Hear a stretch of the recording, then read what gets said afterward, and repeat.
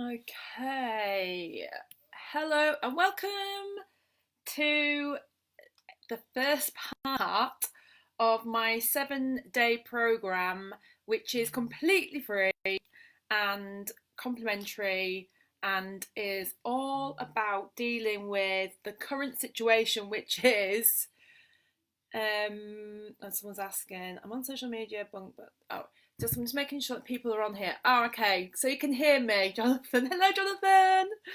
Hi, Carolyn. Hello, Terry. Great. It's good to know that people are actually here. Amazing. Ethan. Look, oh my gosh, everyone's jumping on. Wonderful. Well, I'm gonna be introducing it properly in a minute, but basically, guys, I'm here for the next 7 days, and I'm gonna be talking to you about dealing with the most current thing that's in our faces. It's huge, it's massive, it is stress, it's anxiety, it's fear, and it's perpetuating across the world at a fair old speed. And I just felt that this is the time for me to be able to come in and do something and share some of the things that I've learned over the last 15 years. So give me a massive thumbs up or a hello if you're there. Don't be shy. This is not, don't worry, I'm not going to get you to come on screen while I'm speaking, so I'll just be talking and you can be listening. So it's not going to be anything embarrassing, but the more interactive you are, the better it is. So any thumbs up and any likes is always really exciting for the person that's here speaking to a screen on her own, feeling like a little bit of a lunatic. So love it when you interact more. So guys, basically this is my plan for the next 7 days. Is I want to hop on every single day, probably at 6 o'clock. We'll play around with the times and give you some direct solutions to some of the big problems that we're facing in this current climate. Now, obviously, we all know that there's been a huge shift on our planet in this last week or two, and it's hit us quite hard. And it's probably not going anywhere in the next few weeks. And so this evening, what I wanted to start off with was probably the most current topic, which is dealing with the coronavirus anxiety. Now, before I jump into that, I'd like to give you a little bit of background on kind of what makes me qualified to be sat here speaking to you this evening. I don't want to spend like a lot of time on this because I really felt like earlier on when I was taking the dog for a walk, I felt like I really want these sessions to be about solution providing. So I want you to be able to hop on and leave with something every single evening that you can implement to make a change in your life. So I will give you a little bit of background, but I'm going to basically skim over it. And then if you really want me to at some point, I'm quite happy to do a separate session all about my journey and what's brought me to doing what I do today. But in a nutshell, I have had the most, I suppose, exciting last 15 years where I've got to work with some of probably the most conscious teachers in my eyes around the planet. And I've kind of came across them accidentally, or is there any accidents? I don't know. But anyway, I've got to work with some incredible teachers, starting off with learning to be a life coach about a decade ago now, and that then propelled me into meeting a bunch of monks called the Ashayas, where I went and did some training over in Spain, lived at the top of a Spanish mountain and studied the workings of the mind. And this probably has been the most life-changing part of my whole entire life. What the Ashayas have taught me was no short of a miracle, and today I still practice these techniques every single day because they've made such a massive impact. But the main thing that I really wanted to bring to this evening about this is that throughout this journey of like studying the mind, one of the things that has been really, really clear to me, and I guess one of the things I bring to my practice and working with my clients, is that we are in a world where we've been kind of misled. We've been taught to make changes in our objective world. And I did that for many, many years. I was chasing something continuously on my outside world.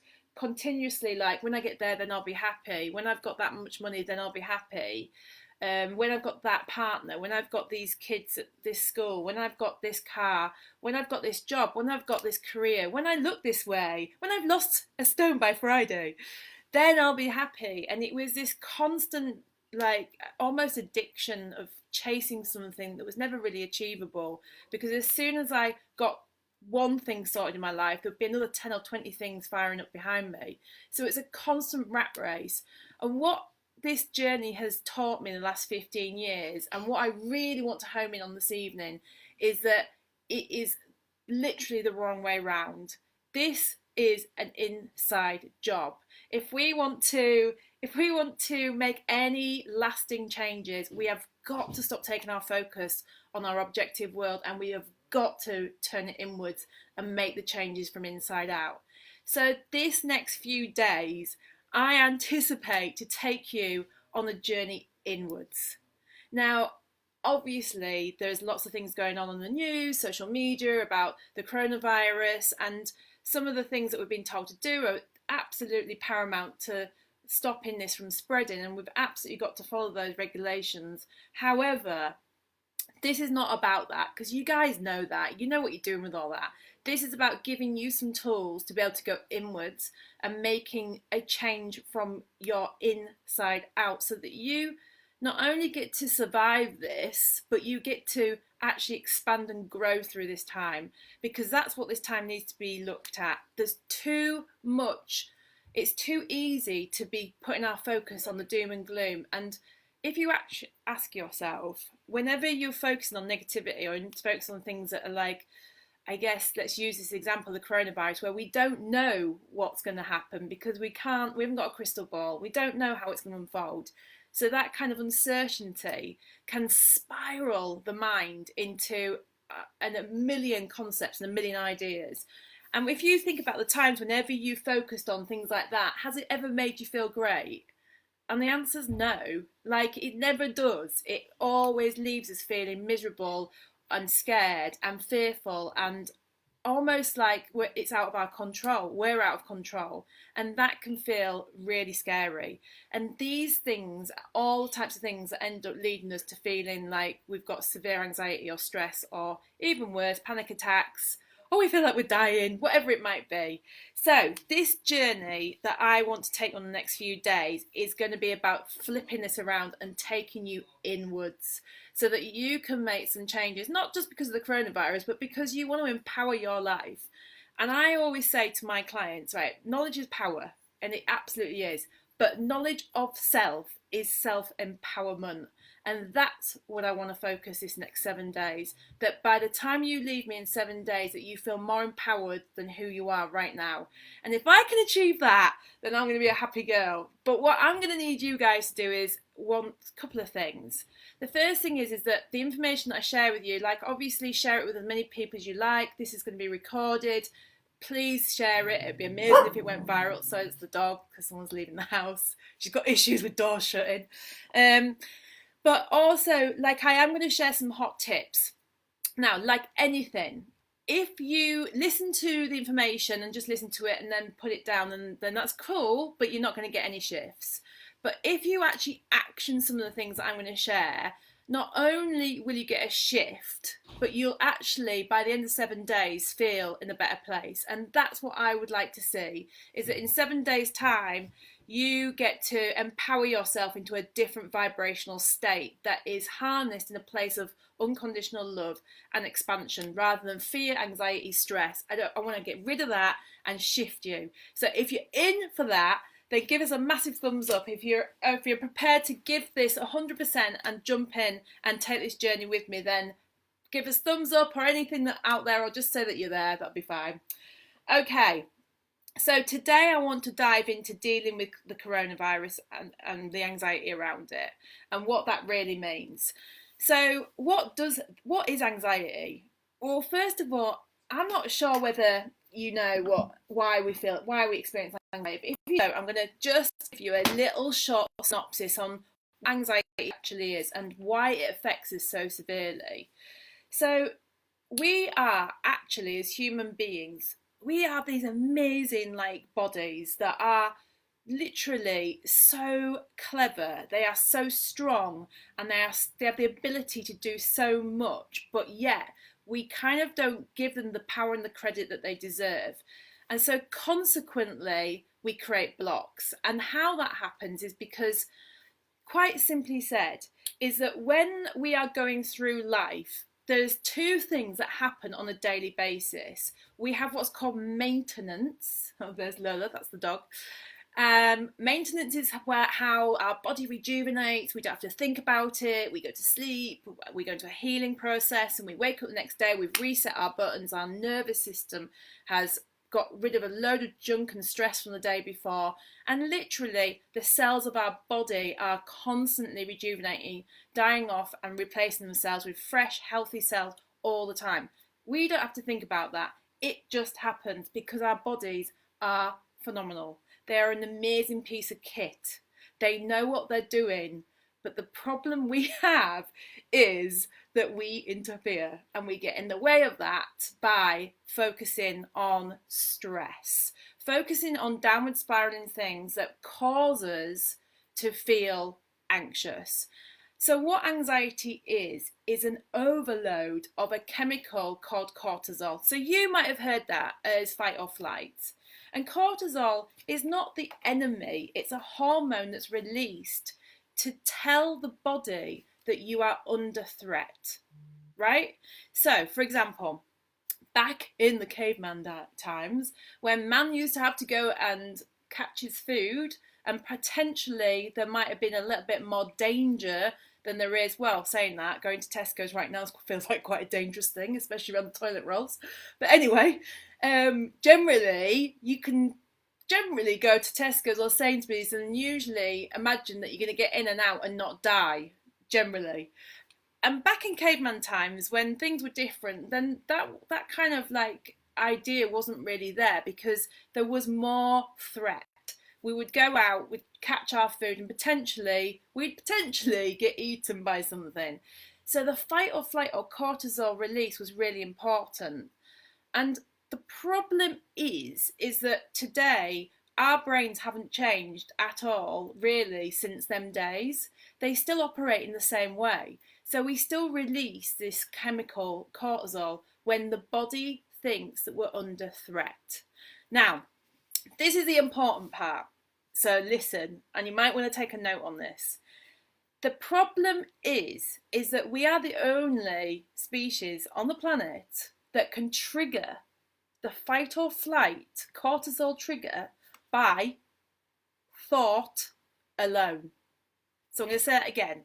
We are the only species on the planet that can trigger fight or flight or cortisol by thinking alone. So you could literally be sat in your front room watching Love Island or whatever it is you're watching, and suddenly your mind starts to drift. It starts to go off into a thinking process. So perhaps it starts thinking about what Boris Johnson said on the TV yesterday, or perhaps you've been on Facebook. There's a lot of Facebook stuff going on right now, and you've read something, or potentially you've gone out and you've seen someone, I don't know, you've got angry because you felt like people aren't sticking to the rules. Whatever it might be, your mind has gone off into a thinking process. But the mind then changes that thinking process into something negative. So maybe you start fantasizing about an argument that you're going to have, or maybe you've had an argument and you start reliving it in your head about maybe you're at work last week and someone said something to you and you just froze, and now you're going back to it in your mind and you're thinking, if only I'd have said that to him, or if only I'd said that to her. And you start to create this fantasy within your head using your imagination, actually, but in a negative way. So this is what happens. You're sat there, you sat watching TV, minding your own business, your mind goes off into a thinking process, and then bang, what happens? Every single thought that we have is attached, I'll use my lip gloss, to an emotion. So you don't get one without the other. It's not possible. So you get a thought, and then that triggers an emotion, or an emotion rises up and a thought is attached to it. But there's one common denominator about these thoughts and these emotions, is that they vibrationally match each other. So, for example, when you're having a really amazing day and things are going really well and you're like, oh my God, the sun's shining and everything's wonderful, blah, blah, blah, blah, blah. The type of emotion that's attached to that, you'll notice, is always an upward spiraling emotion. So it might be one of joy or of expansion or of happiness or peace or contentment. But on the flip side, when you are focusing on negative thought, so worried about dying right now, maybe scared about what the future holds, perhaps your mind is wanting to go to fear of financial issues, maybe it's wanting to propel you into an emotion of like the worst case scenario, which wouldn't be uncommon right now. What happens is then the emotion that attaches to that would be something that would be downward spiraling, like cortisol. So cortisol is a stress hormone. It releases out of the brain, floods the body, and the body now thinks that you are under threat. So you sat watching TV, you've gone off thinking about the future, it's been negative, and now the body reacts to that because that's its job. Its job's to keep you alive. So it's going to do whatever it can do, and so it floods your body with cortisol, bish bash bosh, and then every single cell now is just completely smothered in the hormone of cortisol. So what cortisol does is it floods it and it makes the body then change. So the physiological changes are things like you feel sick, your heart starts racing, you feel like you're hot, you're clammy, you feel like you can't cope. But with that experience, what it does is it triggers more thoughts that are similar to that experience. So it's a knock-on effect. So you sat there watching TV, but there's a blooming war zone going on inside of you. All because you focused on something that felt scary, that felt out of control, that felt like it was too much to deal with. And so consequently, now you are now sat watching Love Island feeling like you're going to die, right? You sat there, your heart's racing, you can't cope, feeling like you're going to die. This is all because the mind and body are completely connected and one. And you know that's true because if you're hungry, let's say, and you go into, someone's baking some nice food or freshly baked bread or something, and you're starving hungry, how many times has your mouth started to salivate before the food's got anywhere near you? That's because your mind and body are completely connected. So, anxiety is basically triggered by the attachment to future dialogue in your head. So when we go into a future moment and start using our imagination in a negative way, because it's never in a positive way, it's always in a negative way, this is one of the main culprits that triggers the whole reason that you end up feeling so awful. Now the good news is that if this is something you have experienced, it means that you are actually working, your body and mind are working really well. It's doing its job, actually. But what I want to share with you how you can stop living like that, because it's exhausting. I get it. It's really exhausting and it's not cool. And you know what? It's about time that you got your power back so that you can live your best version, especially in this time, especially when there's so much stuff going on out there. So I'm going to share with you some stuff in a minute about how you're going to be able to change that. But let's talk a little bit about COVID-19. Let's talk about the actual characteristics of what's really going on here. So one of the things I want to highlight about COVID-19 is, like, I'm not a nurse or a doctor, so I'm not going to get into the science of it behind it, but because I think that you should ask somebody who's a professional in that arena. However, I do know that the virus itself is not a predator, it's an opportunist. And what that means is that the virus itself is not after you. It is obviously going to pass around, as we know, from body to body or from metal or wood, if it's still lingering in that area. But the one thing that I really need you to know is that it will only go for bodies, or only move into bodies and manifest as the illness if the immune system is low. Because it can't break through a cell if the cells of the body are strong and are healthy. It looks for gaps in a cell. So if that's a cell, it'll look for a gap to be able to get into. And the only reason somebody would have a gap is because their immune system's down. So this is where this next segment's really, really, really, really, really important. So I hope you're listening, because this is going to change the way you feel and think about this whole experience. Of course, we've got to take safety precautions, and because we live on a planet with 7 billion people, is it 7.5 billion people on the planet? So we do need to be compassionate and thoughtful for other people who don't know this information. But as far as you go, the number one important thing for you and your family is about supporting the immune system and keeping it strong right now. And one of the fastest ways to deplete the immune system is through stress. Because what stress does is it turns off your ability to your immune system. And the reason why it does that is because, as I said to you before, it's got two jobs. It's either in maintenance mode, right? So it's in survival. It's maintenance mode is it's repairing, it's making sure that you're rejuvenating, okay, and it's got its immune system.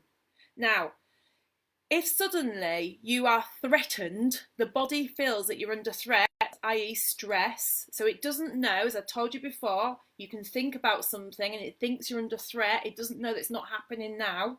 It just believes that it is. It just listens to the thoughts that you're saying. It hears that you're under threat.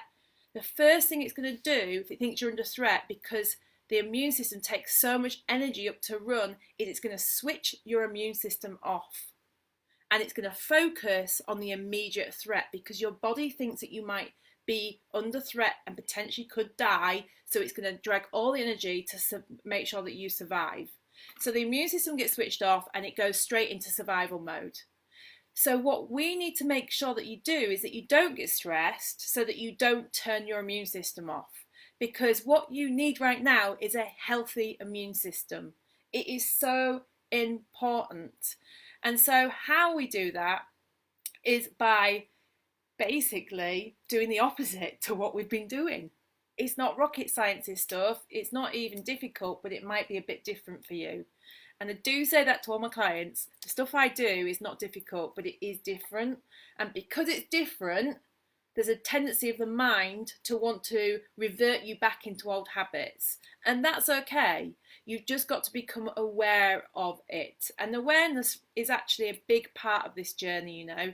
When we become aware of how we're triggering our stress. So, for example, one of the things that would be really cool to do in the next 24 hours is just notice when your mind is going off into a negative direction.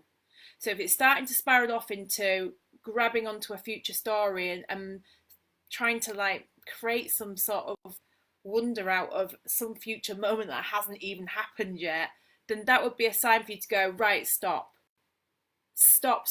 because this does not serve me.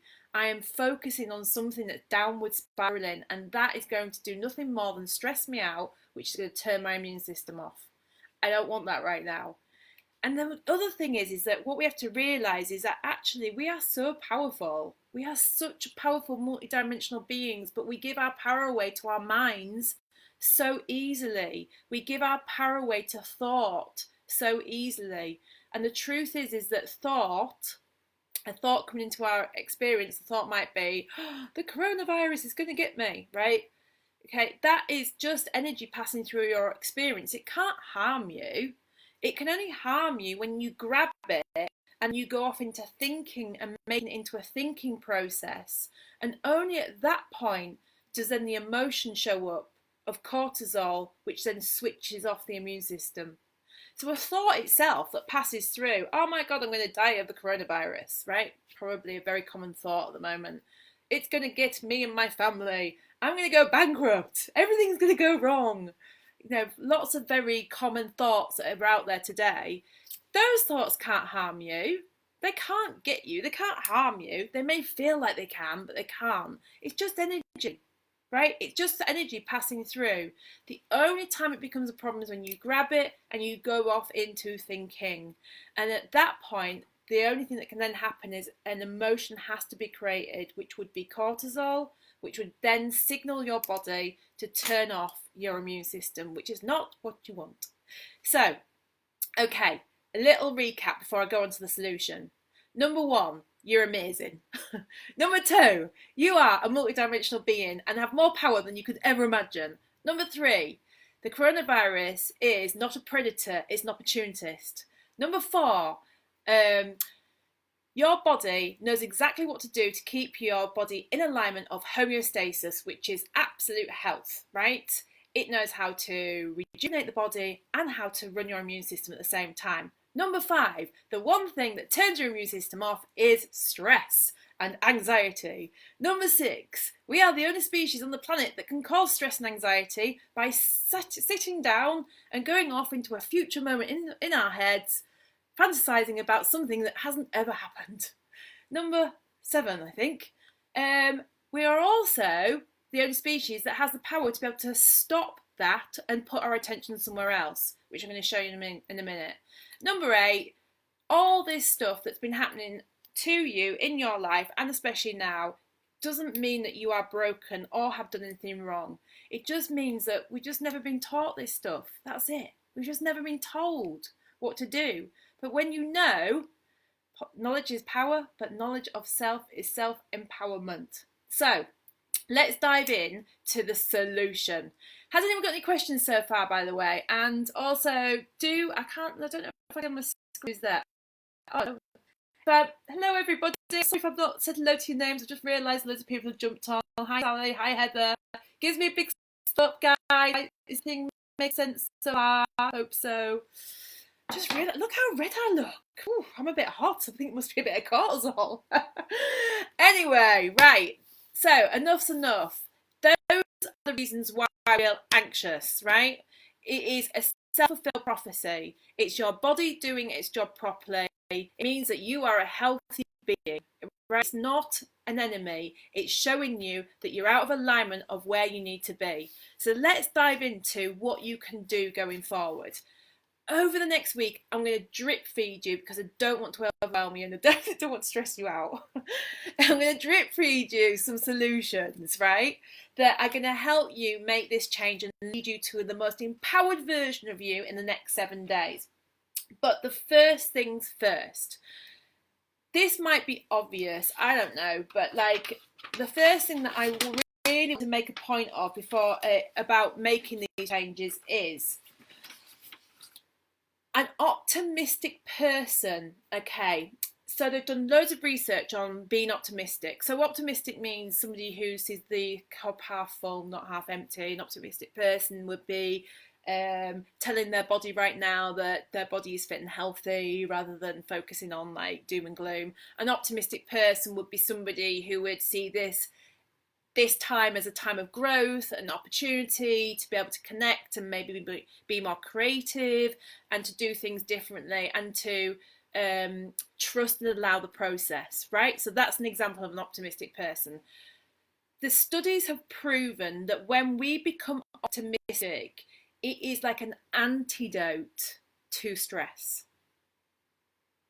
So what that means is that if we flip our attention from being focused on something that's stressful and downward spiraling to something that is expansive and upward spiraling, it actually dissolves the experience of stress instantly. It's an antidote.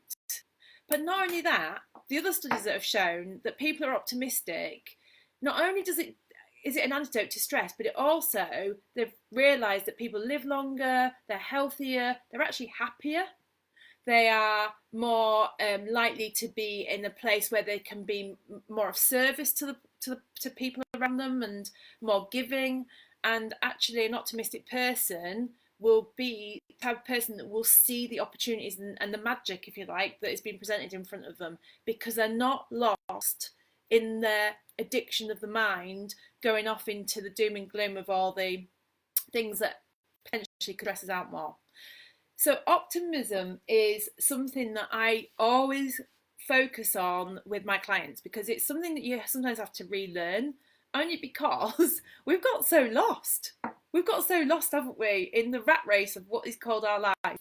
And again, because we've been probably programmed to a degree to constantly be on the outside, looking at our outside objective world to make changes, when actually we really need to, we need to turn inwards. So one of the first things I'm going to say to you is, what one thing could you do between now and tomorrow what one thing that would be a positive step towards becoming more optimistic in your life? So I'm going to say that again. What one thing could you have a play with, have like be playful with, be kind of almost childlike with, that could take you one step closer to being more optimistic in your life? So an example, and you can share, by the way, if you've got any ideas, chuck it up on the screen. My sister's trying to ring me. She should be on here. Anyways, so if you've got any ideas, so an example might be like tomorrow morning, you're going to get up and you are going to make the agreement that as soon as you wake up, you're going to jump out of bed, you're going to have a shower, and you are going to maybe write down 3 things that you are grateful for, which is, by the way, when we're in a state of gratitude, we can't help but be in an expansive state of, well, basically what it does is it expands us upwards. It makes us feel good. So it makes us feel more alive, it makes us feel more energetic, it makes us feel wonderful.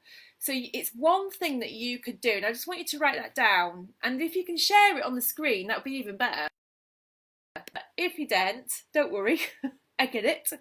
But one thing that you could do between now and tomorrow that is going to help you become more optimistic. Right. Okay. Optimism over. Let's talk about what the next step is. Okay, so I've written some notes because I knew that I'd end up going off in tangents, which is just me all over. Right, the first thing that I want you to do is awareness precedes all change, period. And what I mean by that is the more aware we become of who we are, the easier it is to make shifts and changes to the things that don't serve us anymore. So I've asked you to like focus on optimism and think of one thing that you could do. But also I want you in the next 24 hours, I want you to become aware of where your mind the tendency of where it wants to go when it's trying to grab something negative. So it might be that because of what's going on currently that it is just about the health side, and that would be understandable. But maybe it's the kids. Maybe it's like your day one of homeschooling and you're working from home and you're worried about money and you're worried about work. Whatever it might be, I want you to become aware of what that is over the next 24 hours. And I'm going to be checking in with you and asking you about that tomorrow. So don't think you're getting away with it. So what is it that your mind, because we have these kind of like, I always say they're like special thoughts, and we have these special thoughts that are kind of more addictive to us. Mine were always around my kids. Like if I was ever going to go off and like really beat myself up, it was always around, oh my gosh, I'm a single mum, I haven't done a good enough job. I can't cope. It was always around stuff like that, or they're going to go out and die probably on the way to the shop. Before I kind of went on this journey, that would be my obsessive negative thoughts. It was worrying constantly about them. But there's lots of things to worry about, isn't there? So I want you to become aware of what it is that you're worried about. That's step 1. Tomorrow, I want to talk to you about how to combat worry and how to deal with intense negative emotions. So tomorrow's training is going to be all about that. Again, though, if you've got certain topics that you'd love me to dive into, then please do share on the little writing box. So step 1's that. Step 2. It is so important that you stay connected. Now, obviously, we are now in a time where we can't just go and knock on someone's door. So we have got to get creative. But it is so important that we do this through picking the phone up, Zoom calls, whether it's social media, whether it's Facebook, whether it's Facebook Messenger, whatever it might be. It is so important, because feeling connected to one another is going to make you feel safer, right? And safety always gets rocked a bit it definitely feels rocked when we're feeling anxious. So make sure that you consciously reach out to people, do fun things, make up little Zoom groups, and invite 3 or 4 friends and have a glass of wine together, but over Zoom, whatever it might be. but stay connected. Pick up the phone to loved ones, call friends. Make it a priority that every single day you feel connected to people. We are actually tribal, our human beings. We're meant to be in a community. We're meant to be connected. We thrive. We grow. We expand. We become better versions of ourselves when we are connected to each other. Now, obviously, we've got to be very creative right now with that. However, you can still do it. So, I mean, imagine if this happened before the internet. That would have been a nightmare, because we wouldn't have been able to even do this that I'm doing now. So stay connected, okay? The next thing is take action where action is due. So one of the things that's really good for counteracting health anxiety is having a daily schedule. So it can be as simple as it needs to be. So we've done it in this household. Well, I say we. I've done it. No one else is following it. Me and my 3 teenage sons. And it basically looks like wake up in the morning, meditate, do some exercise, then walk the dog in isolation somewhere on your own, come back, get changed, have a coffee, start work. So it's little rituals that I've implemented that are very upward spiraling and empowering. They're all about making you feel good about yourself. They're all about going inwards, and they're all about being able to give you some soulful actions that are going to basically set up your day. So if you don't meditate yet, that's fine. There's lots of great apps out there, by the way, but I'm going to talk more about meditation later on in the week. But if for now, there's like a great app called Insight Timer. Exercise is fantastic online. There's loads and loads of free stuff online, and there's I mean, I've got a couple of friends that are doing sort of free 7-day, 21-day, 7-minute exercise things that you can find on my Facebook page. There's obviously YouTube. It's about doing things so that moving your body, hydrating, meditating, doing things that are going to support you where you are right now is so important. And I promise you, even if you did like 20 minutes in the morning, like 10 minutes exercise, 5 minutes meditation, and 5 minutes fresh air, you will feel like a different human being in 7 days, I promise. So make that a priority too. And then finally, one of the things that anxiety can do is it can make us obsessive. So it draws us and pulls us into like obsessive thinking. So back to what step 1 was, which is about becoming awareness precedes all change. It's about really, once you've noticed what you are obsessing about, what your mind's trying to grab, what I want you to do now, grab paper and pen, because this is important, is that as soon as you become aware that you have been negatively like addicted to some sort of scenario or situation that is making you feel more anxious, is I want you to grab paper and pen. Simple. Let's say it's the kids. I want you to write the kids at the top of the paper. And now, this is what I need you to do. Is without thinking, I want you to take your pen to paper, and I want you to write about how this experience is making you feel. It's not important about what's going on. It's only important about what you are feeling. And I'm going to do a full session on emotions and feelings and explain why that is important tomorrow. But all you do is you write out how it's making you feel, and then you literally, you dump it. And what you do, how you dump it is, well, if you can set it on fire, that's really good. But I don't know if you've got a fire on at the moment or whether you've got the capabilities of doing that. So if you can't, then rip it up and put it in the bin. But it's a whole cycle of life. It's called the feel, deal and dump process, which is one of my processes from my freedom alignment program that I do. And it basically addresses the root cause of what you're experiencing. So instead of addressing the anxiety itself, it's about going under the anxiety and actually approaching it from the cause rather than the effect. It's an uber powerful exercise. However, it only works if you do it. It only works if you do it. And probably a lot of people's minds are going, well, that just sounds too simple for it to be effective. And I only know that because other people have said that to me in the past. So if that is your mind, don't worry about it, don't listen to it, just do it. If you are somebody who suffers with anxiety and you want a solution today, then this is going to change your experience very quickly.